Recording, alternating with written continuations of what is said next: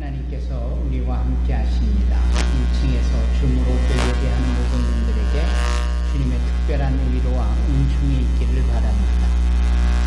연휴입니다. 이 새해 들어서 이미 2달여가 지나가고 있는 즈음에 음력설을 맞이합니다. 동양문화권에 있는 중국이나 한국이나 일본도 마찬가지고 또 말레이시아 그리고 심지어는 홍콩, 싱가포르 이런 쪽에 화교권이 있는 곳에선 다 공시파차우를 외치며 이 음력설에 대하여서 서로를 축복합니다.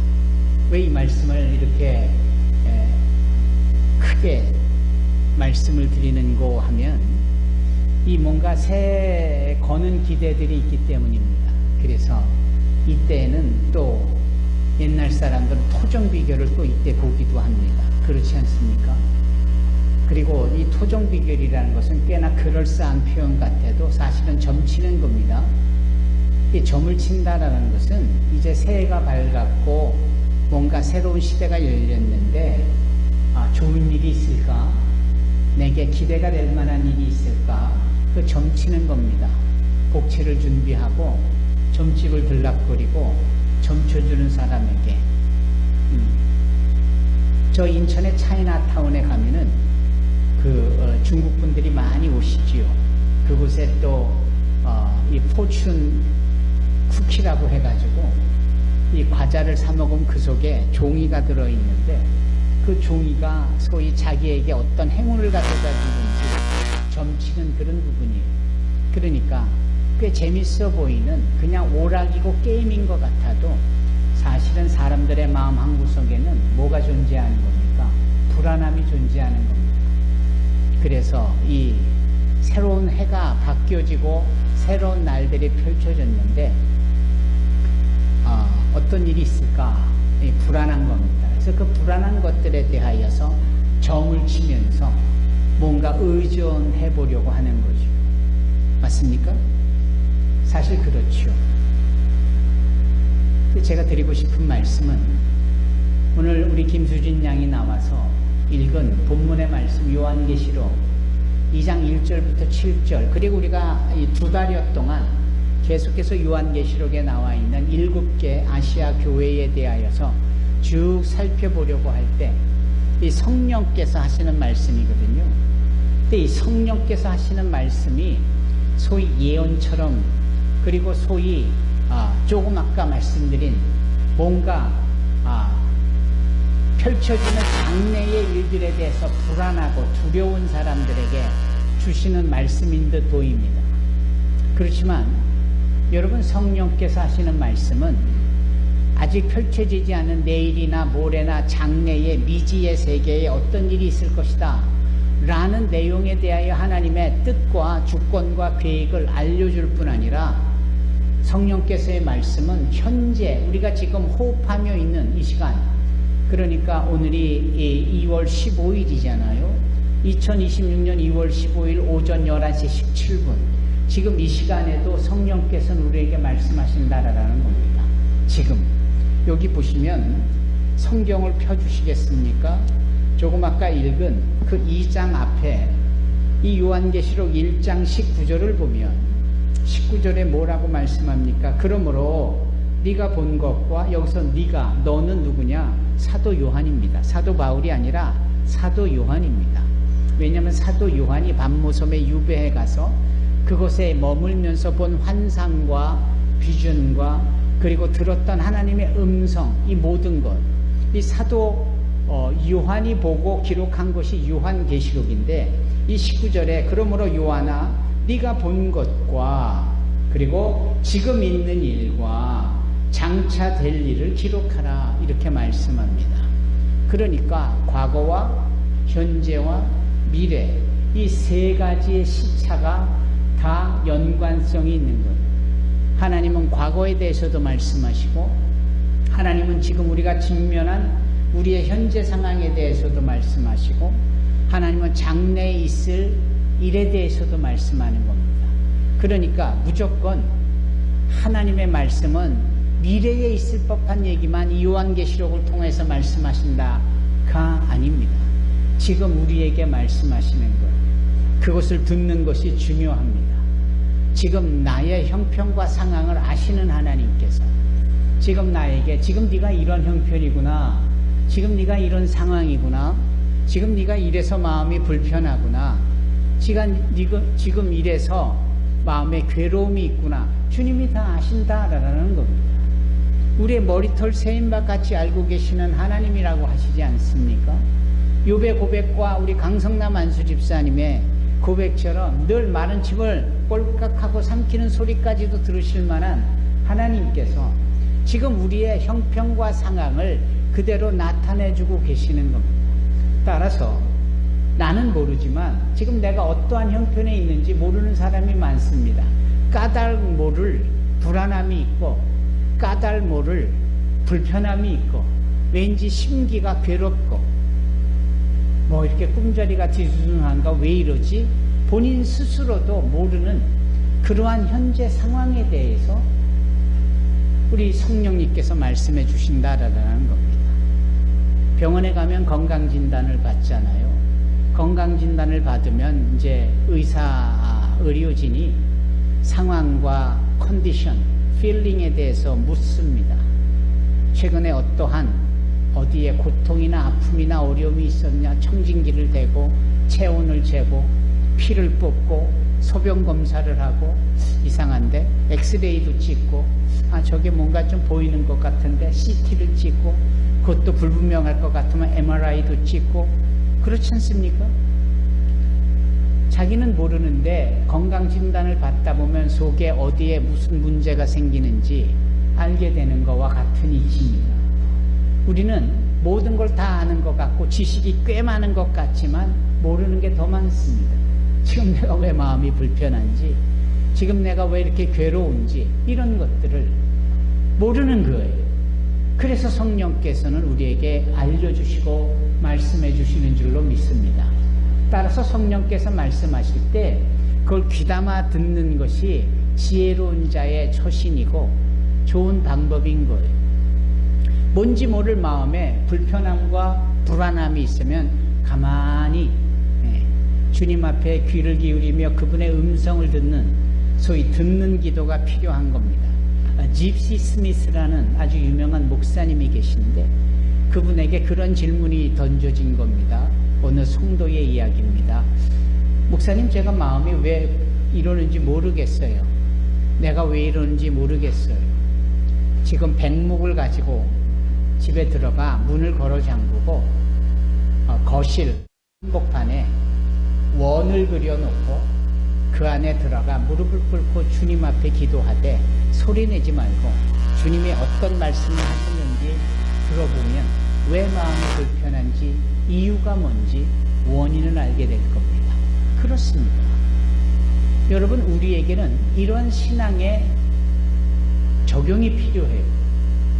그분의 음성을 듣고 지금 내가 자세히 모르고 있는 현재 상황과 이 문제들에 대해서 깊이 알 필요가 있습니다. 고린도전서에 보면, 신약성경 고린도전서를 한번 찾아보실까요, 여러분? 고린도전서 2장인데요. 그 고린도전서 2장, 제 기억으로는 2장 11절인데, 뭐라고 말씀을 하시는지요? 고린도전서 2장 11절. 사람의 일을 사람의 속에 있는 영 외에 누가 알리요? 이와 같이 하나님의 일도 하나님의 영 외에는 아무도 알지 못하느니라. 여러분, 우리 스스로도 모르는데 하나님은 아시는 거예요. 따라서 성령의 인도함을 받고 그분의 음성을 듣고 그분의 감동을 얻게 되면 지금 내가 하고 있는 일이 옳은 일입니까? 또 내가 지금 제대로 잘하고 있는가? 내가 지금 이것을 제대로 선택한 것인가? 지금 이렇게 뭔가 마음에 불편함이 있는 이 꼬임이 이번 때문이구나. 내가 며칠 전에 말다툼을 했던 그 사람 이후에, 그 사건 이후에 계속해서 뭔가 마음에 심보가 꼬이듯이 불편하고 이것 때문에 내 마음에 평안함이 없는 거구나. 옳거니 바로 이 부분인 거나. 그래서야 깨닫게 되는 겁니다. 여러분, 성령께서 하시는 이 말씀을 귀담아 들을 수 있는 저와 여러분이 되기를 주의 이름으로 축원합니다. 이게 정말 중요한 거예요. 예. 그래서 내가 뭔가를 판단하고 결정하기보다 주님의 음성을 듣고 그분의 깨닫게 하시는 부분에 대한 순종, 그리고 그 깨닫게 되어지는 부분에 대한 우리의 대응이 곧 변화입니다. 예. 나를 변화시키는 거죠. 나를 그 주님의 말씀에 따르게 되어지면 그때 평안함이 있는 겁니다. 이 평안함을 추구할 수 있는 저와 여러분이 되기를 바랍니다. 이 평안함에 대하여서 일찍이 요한은 이 요한계시록에 쓰기 전 그가 기록한 요한복음 8장 32절에 뭐라고 말씀하냐면 진리를 알지니 진리가 너희를 자유케 하리라. 그 은혜를 자유로 표현합니다. 그 까닭모를 불편함과 부담과 걱정과 근심 모든 거로부터 평안함을 얻는 자유함이 있게 되어진다라는 거예요. 누구 때문에 불편했고 누구 때문에 괴로웠는데 성령의 음성을 듣고 그분의 말씀에 순종하다 보니 이렇게 회복의 역사가 있고 자유함이 있게 되어지더라. 여러분, 이게 진정한 예수 그리스도를 믿고 따르는 성도들의 변화된 삶인 줄로 믿습니다. 저도 여전히 인간적인 관계에 있어서 불편한 관계가 존재합니다. 다른 건 다 용서가 되고 다른 건 다 괜찮고 다른 건 다 잊어버릴 만한데 뭔가 잊혀지지가 않고 뭔가 용서가 안 되는 부분이 내 마음 한구석에 있습니다.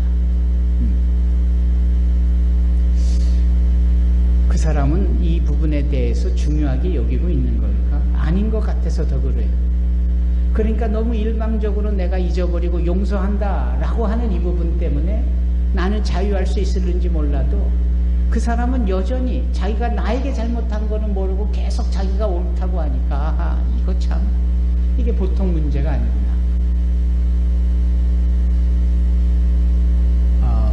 아주 오래전에 샘물교회라는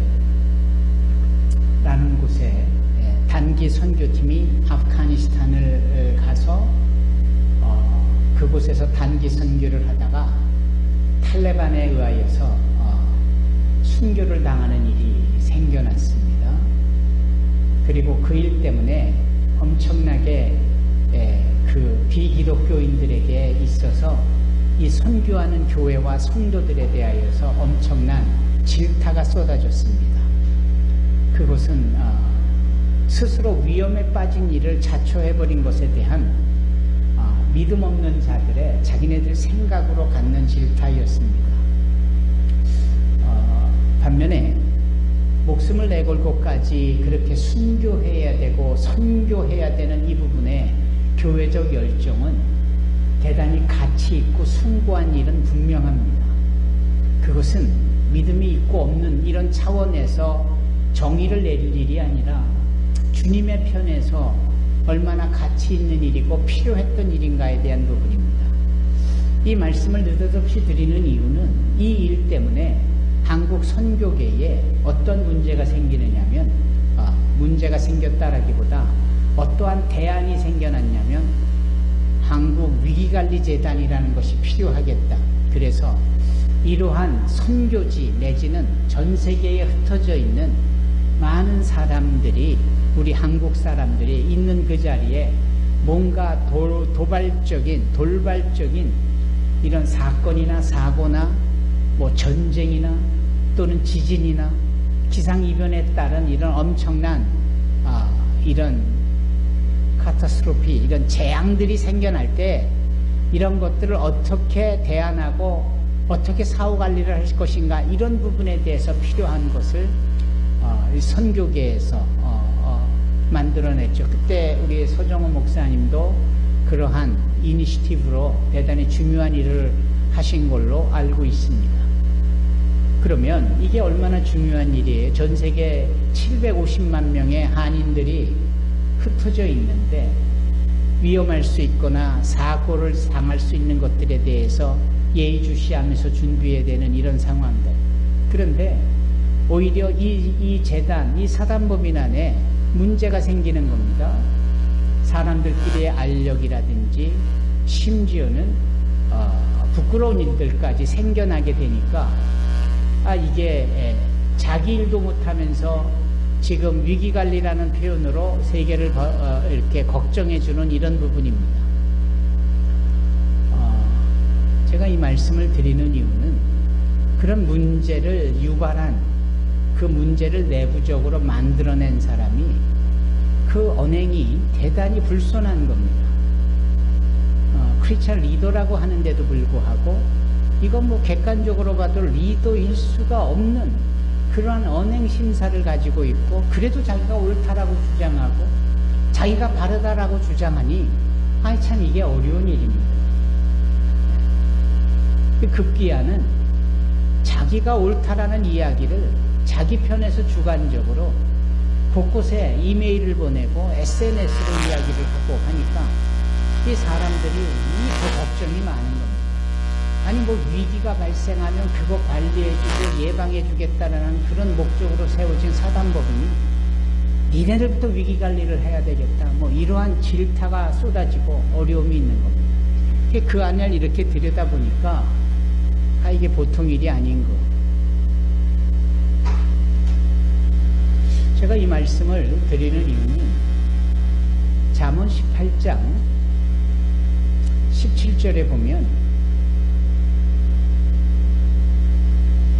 소위 고소 고발이 일어났을 때 법정 소송이 생겼을 때 그것을 행한 사람이 자기가 옳다라고 주장하지만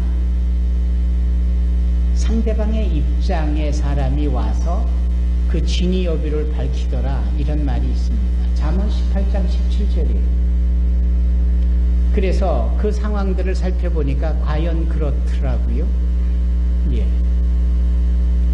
그래서 그 이야기를 이제 시작하게 되었습니다. 많은 곳에 알리고 그랬더니 한쪽 이야기만 듣고 정말 그 사람이 옳고 피해자인 것처럼 오해했던 사람들이 생각이 바뀌게 되어집니다. 예. 이제 저는 뜻없이 이 말씀을 드리는 이유는 뭔가 이론과 논리와 남의 이야기를 하기보다 제가 겪고 있는 마음 한구석의 이 불편한 심정 이런 것들을 쭉 기도하면서 왜 이런 일이 있을까? 왜 불편할까? 설 연휴도 가까운데 왜 내 마음은 이럴까? 이 문제더라고요. 이 문제인 거예요. 그래서 이 사람의 잘못된 것은 잘못됐다라고 밝혀야 되겠다.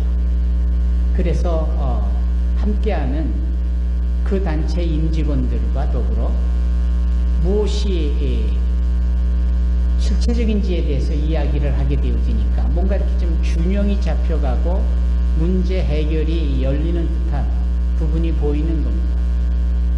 이 말씀을 왜 드리느냐 하면 이 진리 안에서 자유함을 얻게 되니까 진리 안에서 은혜를 경험하게 되니까 진리 안에서 성령께서 지금 현실의 문제를 알려주시니까 이 부분 때문에 이제 묶여있고 이제 얽어매져 있었던 이 부분에 대해서 끊쳐낼 수 있었고 자유할 수 있게 되어지는 부분이 경험치로 생기는 겁니다. 그러면서 대응도 잘못된 것들에 대하여 대응도 할 수 있게 되고 이것이 옳다라고 용기 있게 외칠 수도 있는 겁니다.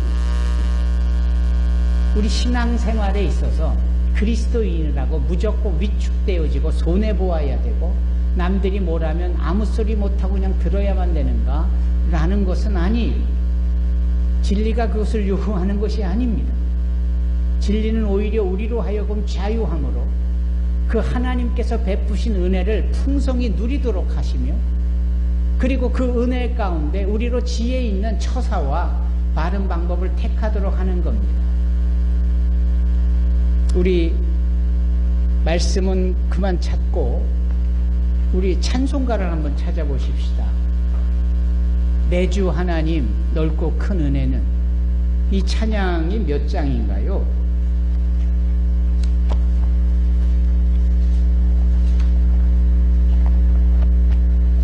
302장입니다. 이 찬양을 보면은 이렇게 말씀합니다. 자, 곧 가거라. 이제 곧 가거라. 저 큰 은혜 바다 향해. 자, 곧 니노를 저 깊은 데로 가라. 저 망망한 바다로. 언덕을 떠나서 창파에 뱉디오. 내 주 예수 은혜의 바다로 네 마음껏 저어가라. 여기에서 우리 이 노랫말 속에 아주 당당하고도 자신만만한, 그리고 용기가 탱천하는 이런 모습을 보는 겁니다.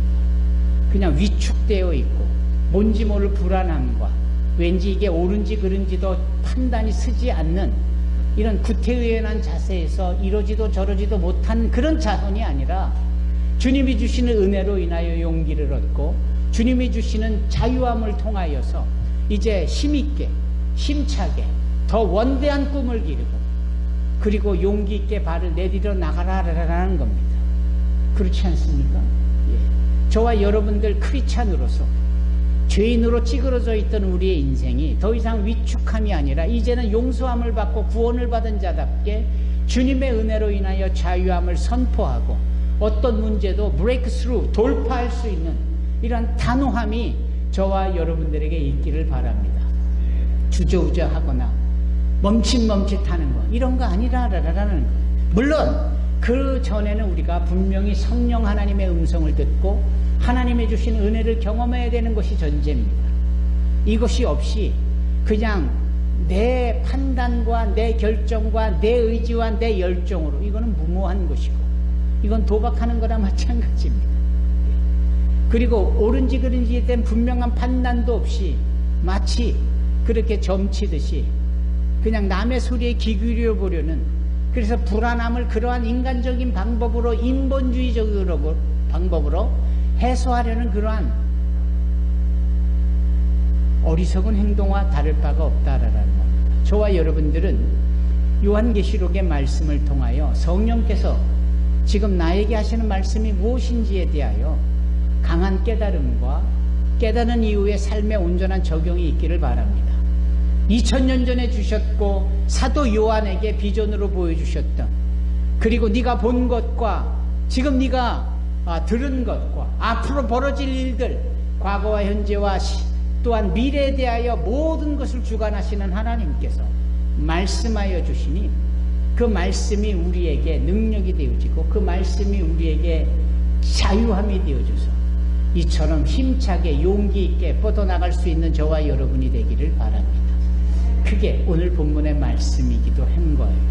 이제 다만 오늘 본문의 말씀에 7가지 교회 중에 이 에베소 교회에 대하여서 우리가 살펴보고 있습니다. 에베소 교회, 따라해 보십시다. 에베소 교회. 우리 교회 이름은 산소망 교회. 그럼 산소망 교회니까 에베소 교회쯤은 다른 교회니까 그냥 이렇게 넌지시 바라보기만 하면 되는가? 그렇지 않습니다. 우리가 앞으로 7교회를 이 에베소 교회로부터 라우디기아 교회까지 쭉 살펴볼 때 그 교회가 사실은 모든 교회를 대표하는 특징들이 있는 거예요. 그러니까 산소망교회의 모습과 산소망교회의 내용과 산소망교회 지금까지 걸어왔던 걸음과 산소망교회 직면한 지금의 상황과 산소망교회가 앞으로 추구해야 될 방향까지도 다 7교회 가운데 다 담겨져 있는 겁니다. 그 중에 오늘 첫 번째 교회는 에베소 교회는 주님께서 뭐라고 말씀합니까? 이렇게 말씀합니다. 나는 네 행위를 알고 있다. 2절의 말씀이죠. 네, 보세요. 하나님이 우리를 아시는 거예요. 예. 하나님이 우리를 아시는데 어떤 부분을 아시느냐? 이 부분에 있어서 우리는 참 걱정도 되고 염려도 됩니다. 저분이 나를 안다. 야, 뭔지 모르게 불안함이 있잖아요. 감추고 싶은 거 많고 그런 것이 많잖아요. 예. 이렇게 길에서 사진을 찍으면 예민한 반응을 보이며 뭐 초상권 침해니 뭐 다 그런 말을 해요. 그러나 또 다른 이유는 뭔가 구린 부분이 있으니까 그 얼굴이 드러내지면 큰일 날 것 같으니까. 심지어는 뭐 얼굴 크게 나온다고 절대 찍지 말라고 그러는 이런 아주 사소한 일부터 시작해서 자신 없는 사람들이 너무 많은 거예요. 여러분들은 자신 있으십니까? 하나님께서 얘야 내가 너를 안다 할 때 하나님이 나를 당연히 잘 아실 텐데 문제는 내가 하나님 앞에 자신이 있는가. 오늘 말씀을 읽은 수진 양, 하나님 앞에 자신 있습니까? 예. 자신 없어요 라는 것이 겸손한 만만의 표현은 아닙니다. 예, 하나님은 저의 좋은 점도 아시고 하나님은 저의 부족한 점도 아시겠지요. 예. 부족한 점은 하나님께서 사랑으로 은혜로 채워주시고 가려주시고 회복시켜 주시되고, 좋은 점에 대해서는 칭찬도 해주시고 더 격려해 주시겠죠. 이게 정답입니다. 이게 정답인 거. 저와 여러분들이 일이 되어지기를 바랍니다. 여기 보면은 나는 네 행위를 알고 있다. 그 수고와 인내. 예. 또 네가 악한 자들 그대로 두지 않고 소위 스스로 사도인 척하는 자들을 시험하여 그들이 가짜인 것을 밝혀낸 일도 잘 알고 있다. 이거 보세요. 하나님이 에베소 교회를 아시는데 어떻게 아시느냐? 네가 수고하고 인내한 거 알고 있다라는 거예요. 얼마나 열심을 내는지, 얼마나 교회 안에서의 역할과 사명을 잘 감당하는지 내가 알고 있다. 예, 보세요. 이건 칭찬입니다.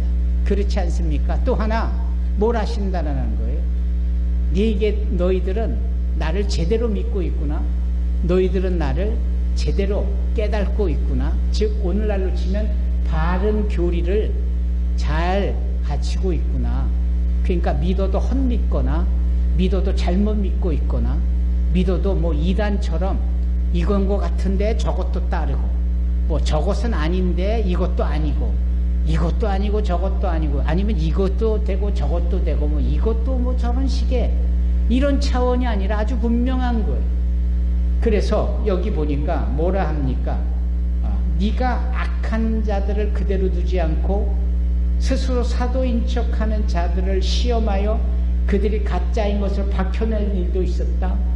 그만큼 너희들은 바르구나. 너희들은 옳구나. 너희들이 기준이 되는구나. 너희들이 모범이 되는구나. 그건 내가 알고 있다라는 거예요. 알고 있다. 그렇죠? 주님은 우리의 이와 같은 칭찬하실 만한 모든 것을 알고 계시는 줄로 믿습니다. 네. 그런데 4절이 문제입니다. 그러나 너를 책망할 일이 있다. 그 책망은 한 가지예요. 그것은 네가 나를 처음만큼 사랑하지 않고 있다는 사실이다라는 거예요. 칭찬은 서너 가지인데 꾸중은 한 가지예요. 칭찬은 한 가지인데 꾸중이 서너 가지면 이게 칭찬으로 인하여 격려받기가 어렵잖아요. 근데 주님은 꾸중은 한 가지만 해주시고 칭찬은 서너 가지로 해주세요. 여기에 우리의 위안이 있고 여기에 위로가 있는 겁니다. 그렇죠? 벌써 확률적으로 봐도 3대1, 4대1 이렇게 되지 않습니까? 예. 주님은 우리에게 예쁜 모습만 보고 주님은 우리에게 별거 아닐 수도 있는 것도 칭찬받을 만한 일로 여겨주시더라. 단 절대 안 되는 일 한 가지 정도는 책망으로 꾸중으로 그것을 고치도록 해주신다. 따라서 우리 하나님은 참 좋으신 분이세요. 예전에 우리 교회 성도 중에 어느 남자 성도님은 하나님 아버지가 무섭대라는 거예요. 그렇게 아버지 하나님이 무섭다 심판하시는 하나님, 공의로운 하나님, 벌 주시는 하나님, 온통 그런 부분에 있어서 무섭다 두렵다라는 거예요.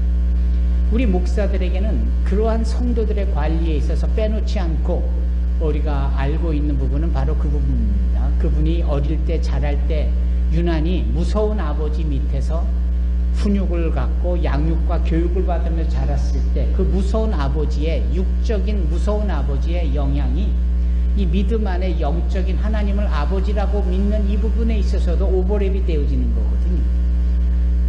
그런데 사실은 그것을 다 차치하더라도 우리 하나님은 그렇게 공의만 나셔오며 벌 주시는 무서운 하나님만이 아니십니다. 소위 그로테스크라는 단어는 무섭다, 흉측하다, 막 그냥 얼굴에 공포가 이렇게 표현되어지는 걸 그로테스크라고 말하잖아요. 우리 서정호 목사님이 며칠 전 인도네시아 발리를 다녀오셔서 선교 보고를 금요일날 해주실 때 그때 힌두교의 여러 신들 다 그로테스크하다, 다 흉측하고 무섭고 두려운 존재로만 어필이 되는 것이 그로테스크한 겁니다. 그러나 기독교의 하나님은 은혜와 자비의 하나님, 용서와 사랑의 하나님이십니다. 그래서 그분은 항상 그 집 나간 아들을 기다리기까지 하시며 그걸 못 참아 그냥 맨발로 뛰어가 그 돌아온 탕자를 맞이하기까지 하는 사랑의 하나님으로 표현하고 있잖아요.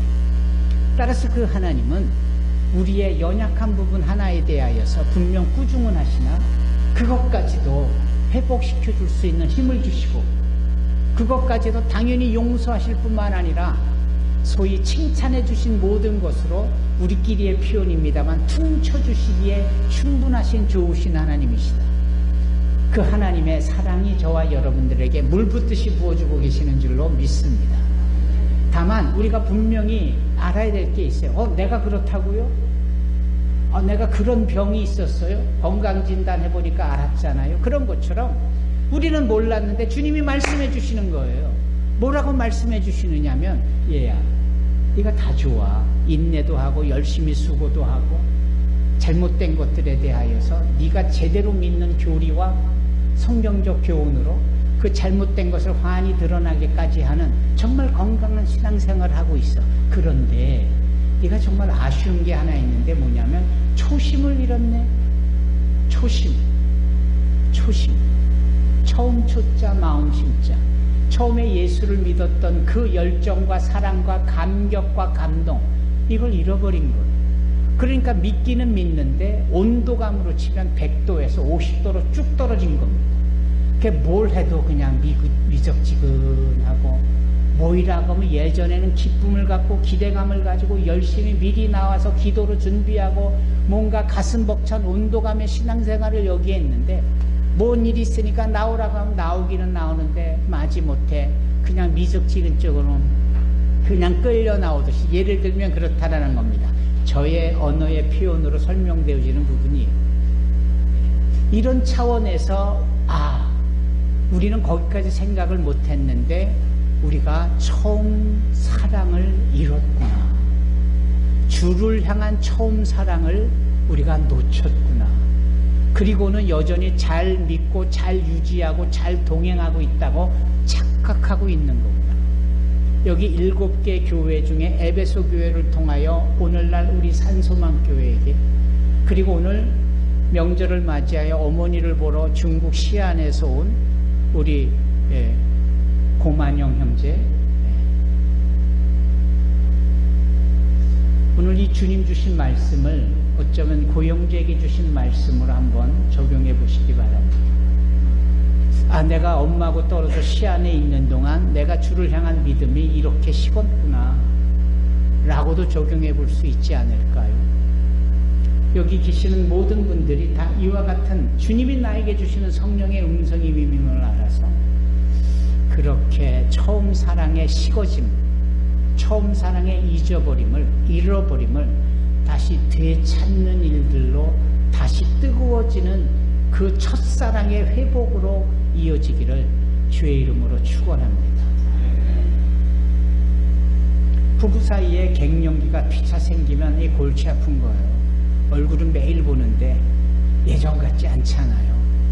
이 비유가 될 수 있는 부분인지는 몰라도, 근데 그 결혼하기 전 연애할 때는 뭐 지금 규민 형제나 수연 자매처럼 죽어 못 살잖아요, 저렇게.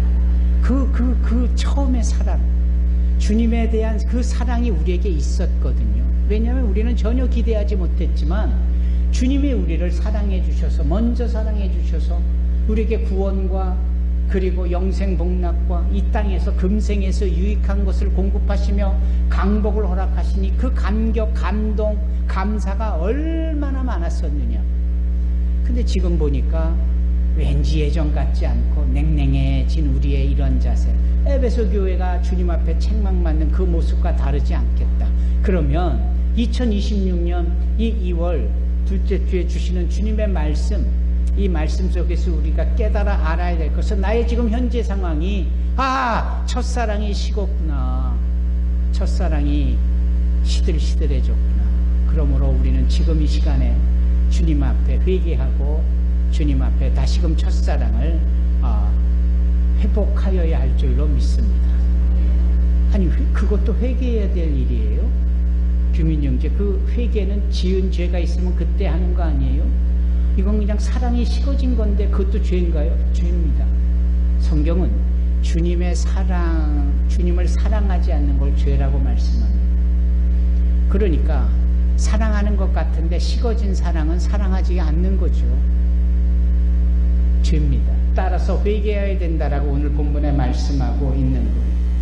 그래서 귀 있는 자는 성령께서 교회에게 하시는 말씀을 잘 들으라 말씀하시며 우리로 하여금 회개할 것에 대하여 여기 5절로 쭉 말씀하고 있습니다. 우리 모두가 회개함으로 옛사랑을, 첫사랑을, 주님을 향한 그 사랑을 온전히 회복하고 다시금 이 시점에 뜨거운 성도로 거듭날 수 있기를, 회복할 수 있기를 주님의 이름으로 축원합니다. 나중 것은 다 하나님께서 책임져 주실 줄로 믿습니다. 기도하겠습니다.